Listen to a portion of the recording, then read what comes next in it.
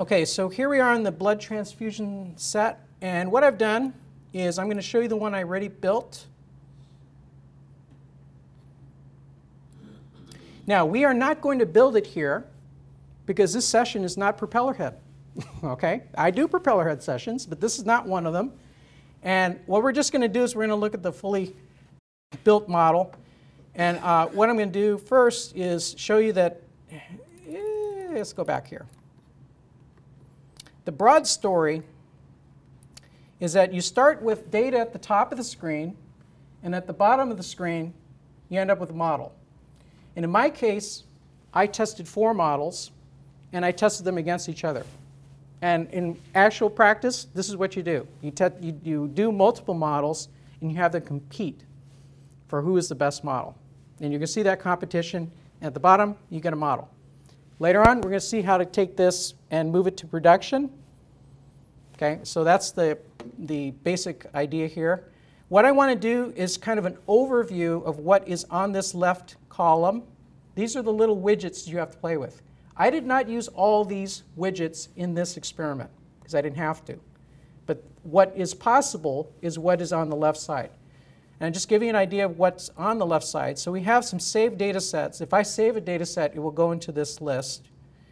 And also there's some data sets already there. The reason being that those data sets are related to the samples. Okay, the samples are already in some data sets. Then we have some trained models. Now later on I'm going to show you that I saved my model and I called it the best model. It's a great name. I can call it whatever I want. Okay, data format conversions. We have all sorts of converters here for data formats. Whatever's here, this is all like still, product's still in preview. It's going to go to general availability soon. But as this product grows, Microsoft is interested in hearing from you. If there are other things that you know that could be on this list, they want to know about it. Okay? In fact, Matt could probably help you get hooked up with the premium group. Huh?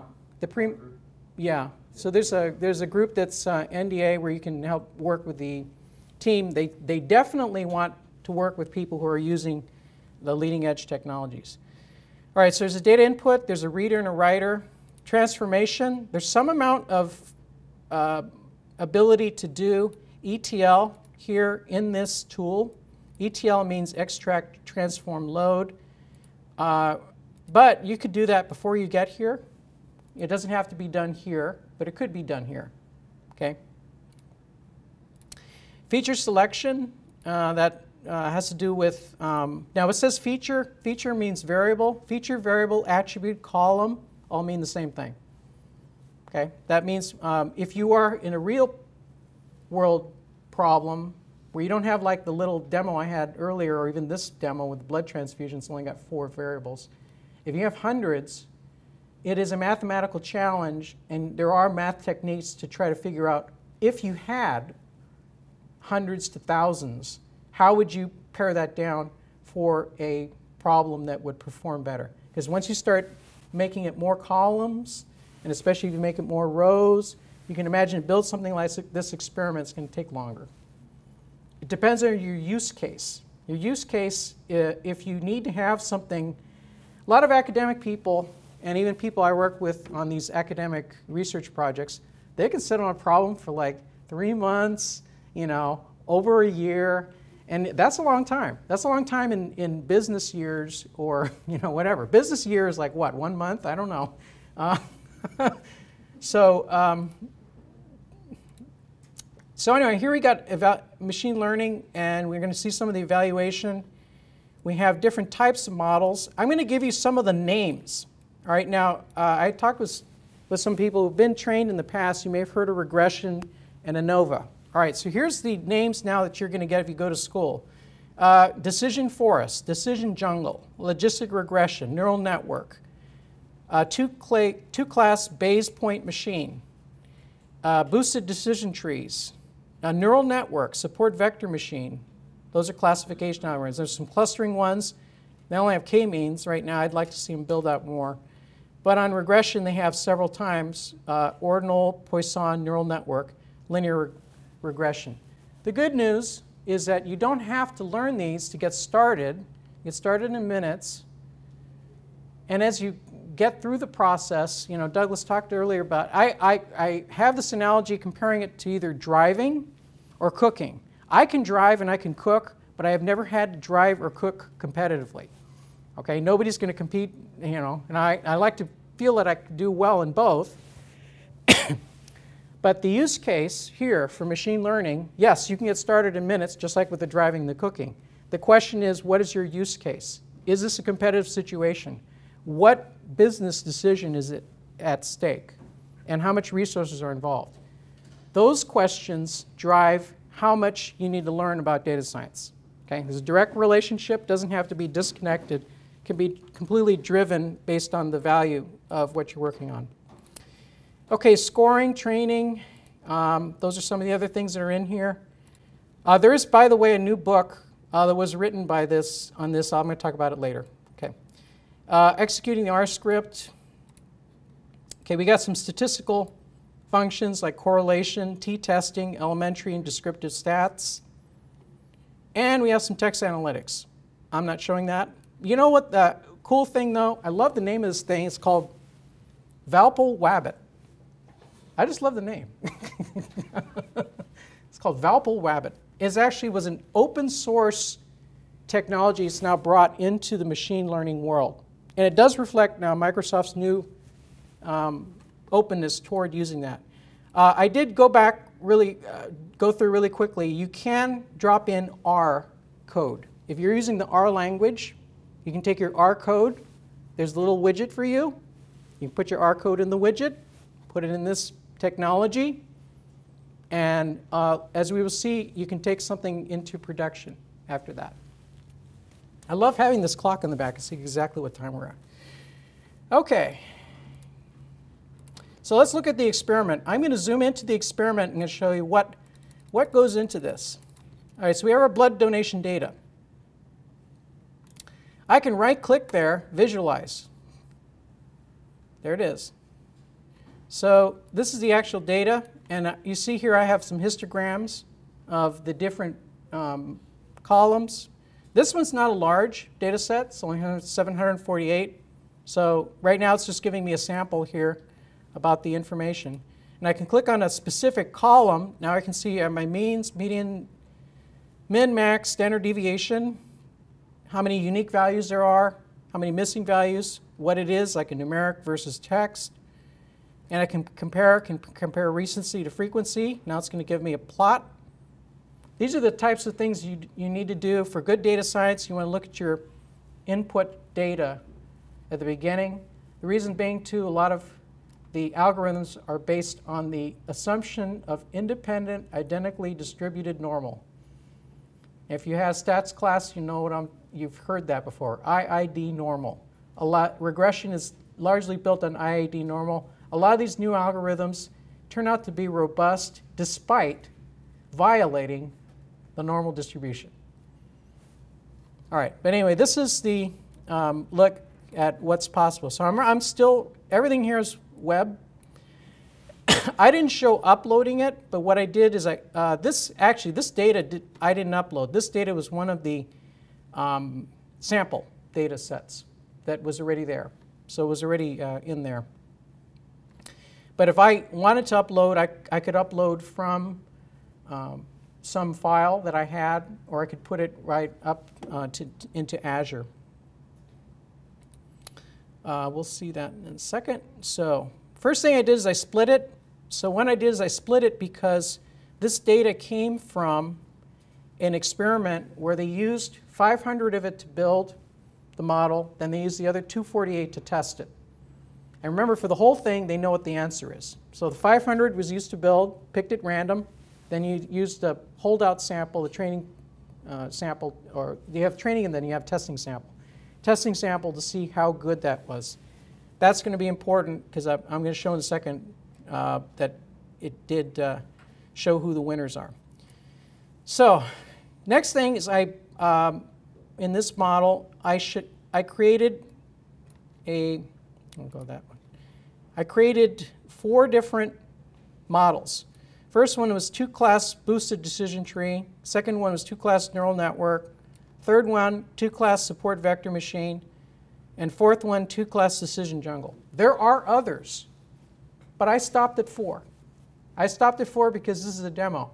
If you were wanting to do this, you want to actually build it out, test even more models. For each of the models, on the right side here, the properties, there are properties available for each of these models. You click more and you go to help, find out what these models are about, how to tweak these. I like to do in data science, I like just to start with the model with the default settings and then see what happens. So the first thing here, training. Training happened with the 500 because it gets split into 2 sets. One was the 500 and one was at the about 200 something. And then they get scored. So the training and the scoring happens there.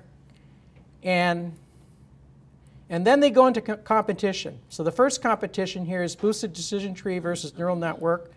And that's where you evaluate these models. So I'm going to look at those first two. And just looking at this curve, now the idea of the curve here is that higher is better. Higher is better. So you can see here on this curve, red is the clear winner.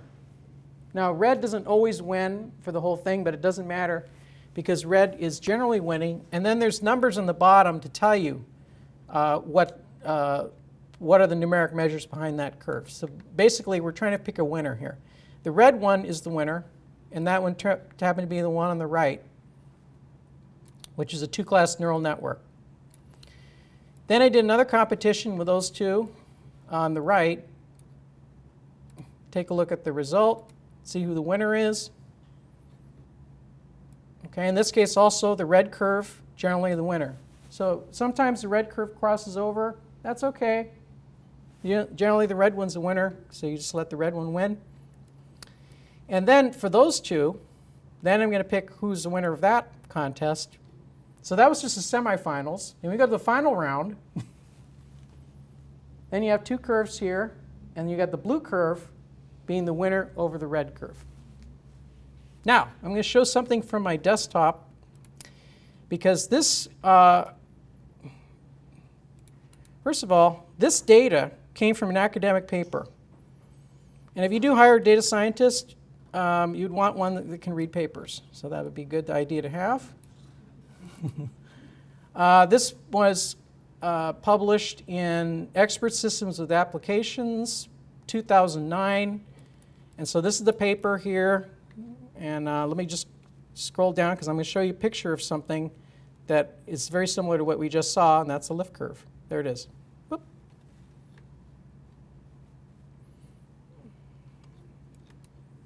Let me go down this way. Okay, there we go. All right, so there's a lift curve. So lift curve, again, very similar to what we saw from Azure Machine Learning. Now, once I saw this, I go, you know what? What would happen if I overlay those 2 curves? Now, the point of this paper was that this dark line did better than that light line. There were 2 different math techniques. One did better than the other. Good news, I can publish a paper. That was the point of the paper. I'm telling you what the paper is in 10 seconds, right? You can read through the math. That's what you get. So now let's look at the example from these graphs. So I've already put them into the window viewer here. So this one is the 2 winners in the finals. We had the finals there. Okay. Let me see if I can shrink it. So we got the 2 winners in the finals. Okay, this is the one from the paper. All right, now I'm going to put them on top of each other. Okay, when I put them on top of each other, what I notice, might be a little hard to see, my curve doing these 4 models, which I put together pretty quickly, did better than what was in the academic published paper. But that was not the point of the academic paper. The academic paper were comparing 2 math methods to try to figure out which math method was better. Why am I bringing this up?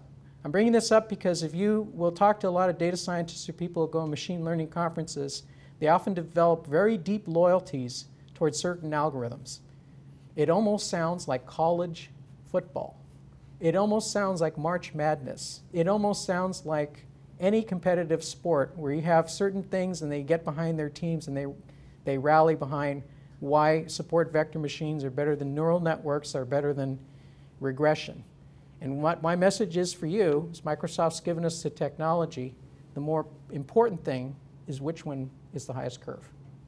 And I don't really care what method it was, right? We have curves in there. What we would want is have a wide variety to choose from. That's what we want. But we want to be able to pick the highest curve. And in this case, my highest curve was the neural network. Happened to be the best for this particular data set. Is that a statement that neural network will do best if I refresh the model in 6 months or a year? I come back with new data. Is neural network going to win? Maybe. But I want to consider it. Okay? You don't want to knock it out because I don't know.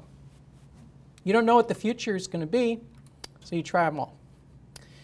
So that's the idea. So now that I have my model, that's very cool. But you know what? Like I was saying earlier, what we need to do is have a story that's more broader than just looking at a particular model.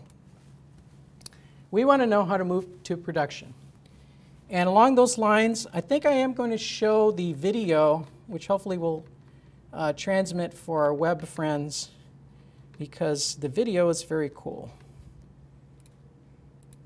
And it shows the value of what Azure Machine Learning is.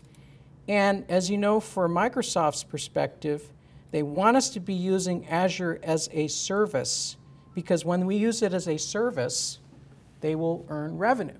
They use it to earn revenue. This is their monetization model. All right, now right now I can hear that there's no sound coming out.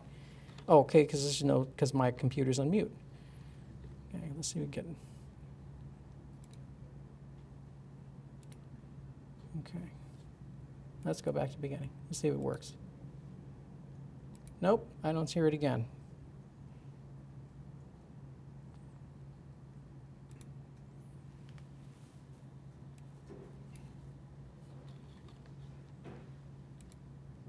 So you know what? I'm going to be the person who's going to give you the audio of what's happening.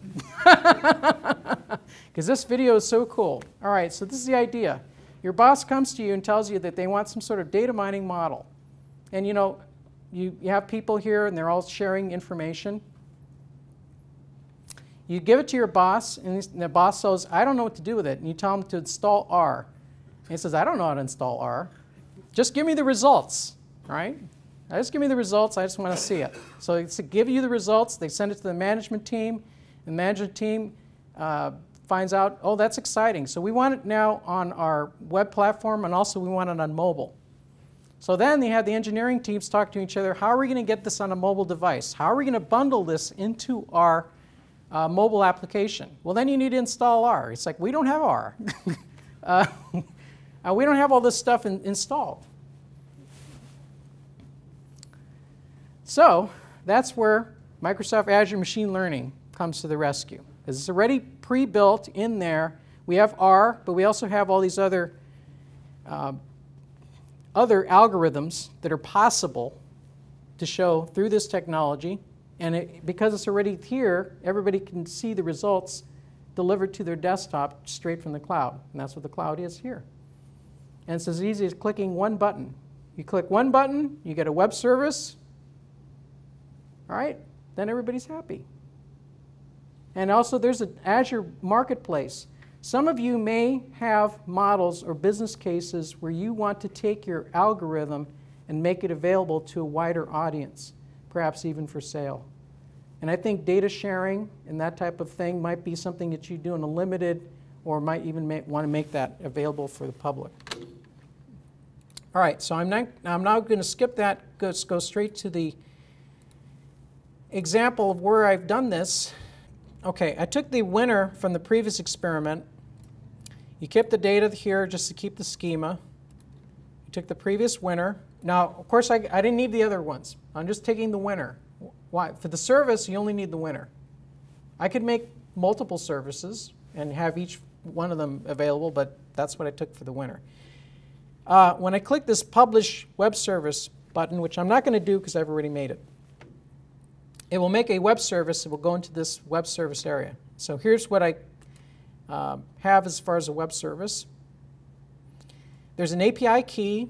This API key is particular to this web service and also prevents the entire world from going into my web service and hitting my account because I pay, right? I pay now. Every time somebody hits this, I pay. It's not a lot, but there's a cost involved, so you wouldn't want this generally known. And then what's possible here on the API help page, so there's two, one's for an individual request and one's for a batch request. I'm going to go to the individual request page, and what's it going to give me? It's going to give me the post link. Now it's going to mean something if you know the technical side. I'm just going to describe it. This is like the HTTP.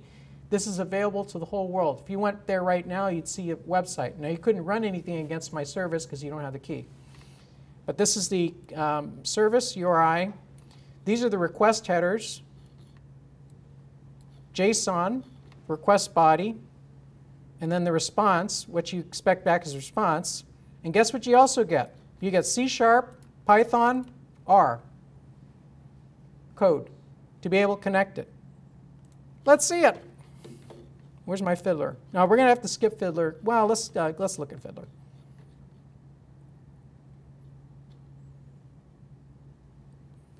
Of course, I'm going to have to see what. Fiddler is a free program. It's used for debugging. It's a debugging tool. It's not something you would want to use for production, but it just shows you kind of how to get started. Let me go to here. Okay. So what I do is I choose what I want. Nope, not that one. That one. There. HTTP1. Then I have to have my little codes here. And then I need my JSON request body. What's going to show in the JSON is, okay, it's not going to work with the zoom, but what's showing in the JSON here in the bottom, I'm running a query, and I'm manually setting some values that I want to run against this Azure service. Right now, in the middle, it shows here my Azure key. Okay, so when I click this, right here, now this is going to make the propeller heads happy. Now business people are like, what are you looking at? Which is going to make Mark's presentation even more important. See, we're not doing visualization here. I'm just talking about the raw numbers. What happened is I sent a web service and I got a prediction of a class and a probability. That's my output. And I did this with just straight web service. Do it again. How are we going to do it again? We're going to do it again with another technology. We're going to use R. No, actually, we're going to go in order. So we're going to show the second one is going to be from Visual Studio, C#. This is the C# code that came from that web service. And what I did is I modified it to have my values right here. It starts with 0000, but I actually put real values in there. And then run it. So right now it's set to run. So I press run. And this one's set up as a C# console application. So let's see. It says did not support previewing. Hopefully this will work. Did I press start? Okay, here it is.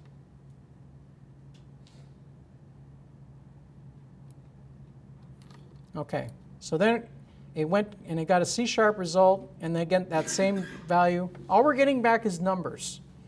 All right. I know it's not super exciting visually. That's for Mark, Scott. Jason's going to show you some exciting visuals. The idea here is it went to the web service using C#, came back with a result. That's the idea. All right. Now I'm going to set this as a startup project. I'm going to do it again. I'm going to do it this time with Python. And this one, I press this Internet Explorer button. We'd like to build it? Yes. Okay, in this case, it's got Python 2.7 that's already loaded. And then it's got the same thing. Sends result to the web service, gets it back in Python. So now I just did it with C#. I did it with Python. And now I'm going to do with R. Oh, I actually did with Fiddler. Don't forget Fiddler. All right, I'm using RStudio. My R version is 3.10.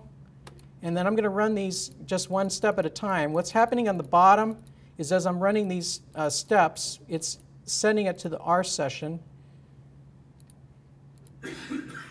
And this code, like I said, I did not write this code. What I wrote was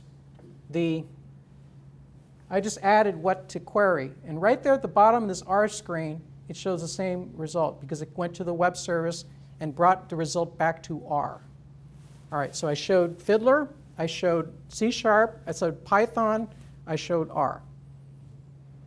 That is what this feature of being able to send your input string to a service and get a result is what Microsoft believes is one of the biggest selling points for Azure Machine Learning as compared to many other technologies that exist. Are there any questions on that? We still have a little time. Anybody have any questions or comments on that, what I just showed? Just on the data transformation, you said you're using ETL. Is it proprietary or are you using a plugin to other ETL tools? You mean like Visual Studio? You went back, yeah, you had the menu, you showed us the data transformation. Right. You talked about the ETL tool.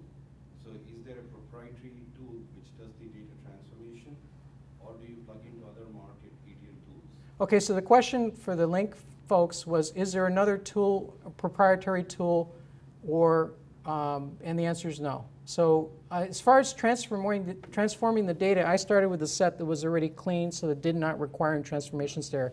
But on the other, just to fully, but on calling the web service, I did not use any proprietary tools. So what I did from Python could be done from any Python session. What I did from R could be done from any R session. I showed Visual Studio with C#. You may have seen other third-party products which happen to be on my Visual Studio screen. It did not require any of that third-party tools. Because then C# also can be launched. As you all know, here's the Microsoft love for open source. .NET is now open source. What were you going to say? I'll also be covering that too, some of the different data transformation technologies. So I'll definitely cover some of that. Yeah, and Jason said he's going to be covering some of those technologies this afternoon. Okay, so that is, and then R is open source and it is free. And so everything I've shown to this point is all Microsoft plus free stuff. All right, so let's talk about the monetary side. Like, how much do you pay for this? Hey, Mark. Yes. Real quick, can you talk about how you don't have to persist your data in the cloud should people have compliance issues? Sure. Okay, so Douglas was saying we don't have to persist the data in the cloud. Here's why. The reason is once that model is built, you do not need to leave your data there in the cloud because you don't need it anymore. What you need is that model because you're querying the model. The storage options, you can put it in Azure Blob, you can put it in HD Insight, you can put it into SQL Azure if you wanted to keep it there. Those options you can see on the screen. In fact, this is where we're going to go with the, there's a very good, Microsoft's been offering some good workshops on Azure, and I'm anticipating that we'll see more and better as time goes on. So you can see these choices here. We can see it as an Azure table, or you can store it here as SQL Azure, or you can put it in a blob. Here's HD Insight.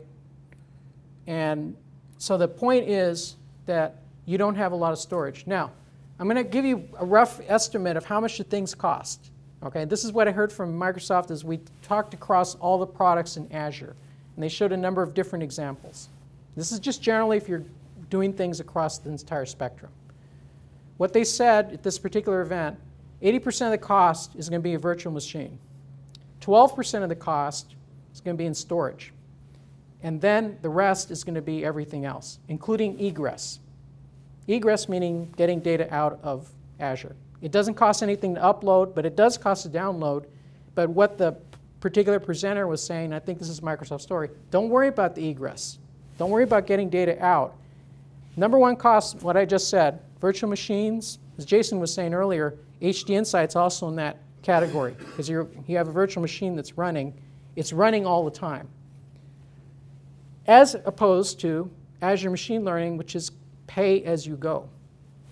I'm going to show you a slide on that.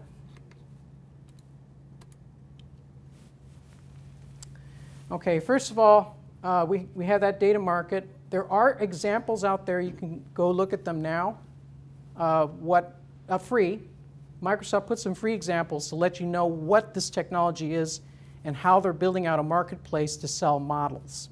This is a marketplace for models. Why is there a marketplace for models? Because what I was saying earlier, people don't query the data, they're querying the model, right? You may have future business scenarios where you may want to work, like especially B2B, and maybe not through this technology, but you would want your business customers to be querying models. The people who are in this room, you've got to invent those scenarios. These are new scenarios to invent, things that people haven't done before. The free tier is going to be up to 10 gigabytes of data sets. Free tier is excellent for people who are in school. But if you're in school anyway, you should be going to DreamSpark. DreamSpark.com, if you have kids who are in school or if you are enrolled in a program yourself, go to DreamSpark and get a lot of free Microsoft. And don't forget BizSpark. BizSpark is good for new businesses. Within the first few years, you can get a lot of Microsoft technology free, if not reduced cost. So there's a free tier. The free tier, though, maximum experiment duration is 1 hour. An experiment is how long it would take for me to press run on the button and have it ingest data and create a model. That's where you pay. Now, I didn't run it, not because it wasn't expensive. I just didn't do it because I had a small data set. It's not that much. But if you had like billions of observations, it's going to take a long time to run those experiments and build the models. Plus, if I wanted to try a lot of different ones. All right, so the free one, single node, but you'll pay for the multi-node. You'll have to have an Azure account. The free one also, you don't need a credit card, so that's also great for students. Because, you know, there's a lot of things now on the web where, you know, if your kids have access to that, you don't want them to be in a situation where they're having to have incremental costs. So it's basically priced on two things. I took this screenshot, but what you should do on your use is use the calculator. There's a calculator online to estimate your cost for Azure. And it goes through not just Azure Machine Learning, but all the Azure products. It gives you an idea of how much the costs are. So you can cost it out for yourself. One of the great things, again, that we're in a new world, Azure could be also, even if you're thinking on-prem is really the solution for you, if you have no data objections for the cloud, Azure could be a great place to get projects started and then order your massive server or get into your service contract for some larger scope. And that's just in general, not just Azure Machine Learning, but also the servers and the storage story. Because like, you know, it's like, I'm sure some people have been in that conversation. What type of IT infrastructure are we going to need? And it's going to be a lot of money, right? And you're trying to figure out, trying to scope that. And you go to the best consultants and you're still guessing. So having Azure as a way to help ramp up that infrastructure or supplement it, let's say you underbuy a little bit, might not be such a thing. Maybe now that's going to be the new target. You know, if we were like 10 or 15 years ago, you want to overbuy on your server capacity because you don't want to run out. You don't want to get a call at 3 in the morning that we don't have any more server space. Okay, we're in a new world now. Maybe you need to underbuy now for on-prem and have Azure as your flex, so that if you do go over, you can flex over into Azure and then come back with your on-prem story. in general, I mean, those are things to think about. There's a machine learning blog and a forum, SQL Server data mining. I'm blogging marktab.net. I just showed numbers, but I want to tee off for Mark, Jason, this afternoon are going to be talking about taking that information, making it more business presentable, ready for audiences, because this is just the first part. We talked about mobile devices. I've seen a lot of products now or ideas where people are wanting to surface this type of information in some sort of mobile format.